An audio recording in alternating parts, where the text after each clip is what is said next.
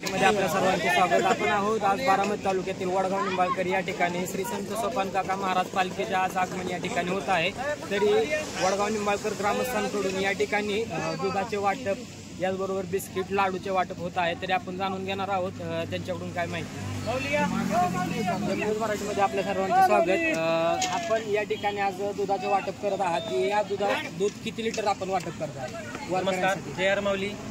प्रथमतः सोपान काका पालखी सोहळ्याचं वडगाव निंबाळकरमध्ये आगमन होत आहे।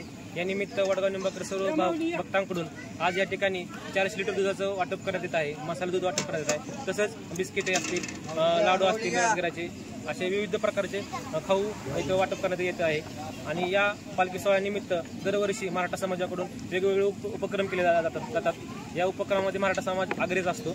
मराठा समाजाकडून या पालखी सोहळ्यानिमित्त वेगवेगळ्या पदार्थांचं खाऊचं वाटप केलं जातं, सेवा केली जाते।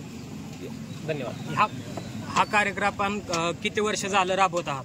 हा कार्यक्रम गेल्या आम्ही 8 वर्षापासून राबवत आहात। या कार्यक्रमामध्ये उत्कृष्ट असा प्रतिसाद आमच्या गावकऱ्यांचा असतो। धन्यवाद।